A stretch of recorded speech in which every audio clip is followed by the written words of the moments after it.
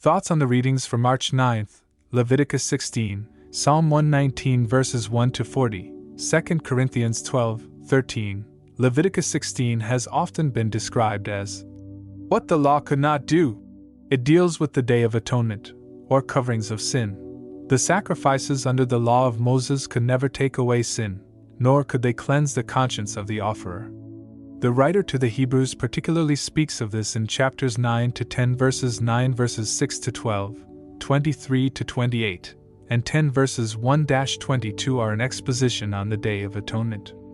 Read these verses and ponder their meaning. Now for the breakdown of this chapter, which climaxes the section in Leviticus dealing with the laws of uncleanness. Verses 1 to 2. The entry into the most holy place was limited to the high priest on 1 day per year, and even only then under the strictest rules for preparation and approach. Verses 3 to 10 provide an outline of the entire ceremony. Verses 11 to 17 tell of the requirements of the high priest, whose entry into the most holy place was with the blood of sacrifice, Hebrews 9 verse 22. But also was the symbol of the live goat, symbolically resurrected, which bore away the sins of nation indeed for each individual. Isaiah spoke of this in chapter 53 verses 4 to 12. Verses 18 to 19 tell of the purification of the altar and the outer court.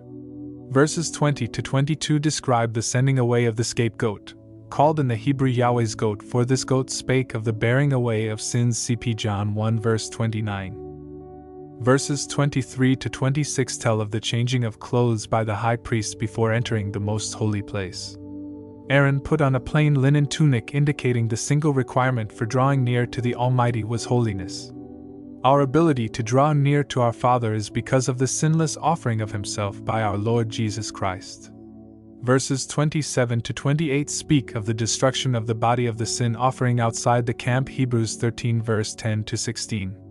Verses 29 to 31 tell of the need for devotion, and of the humbling of those seeking for the forgiveness, i.e. covering, of their sins.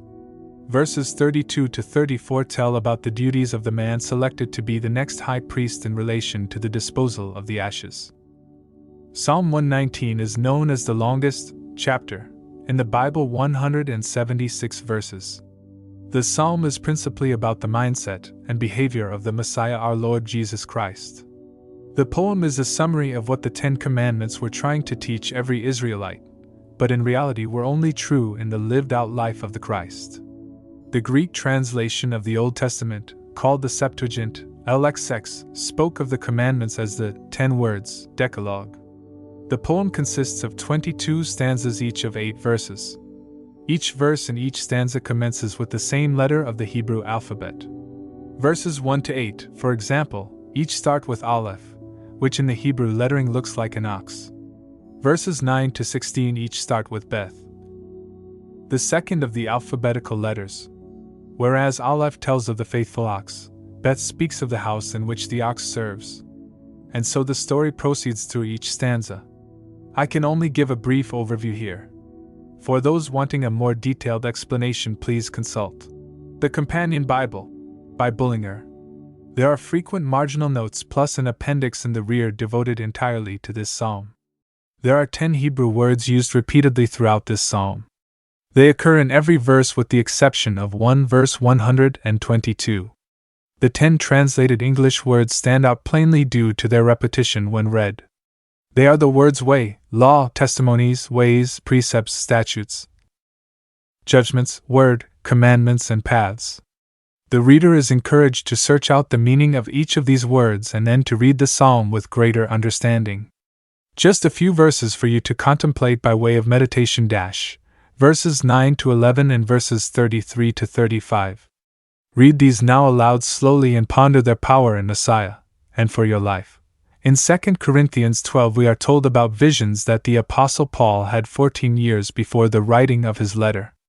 The visions were so real that Paul was unsure as to whether he was actually there, or it was just a dreamlike revelation.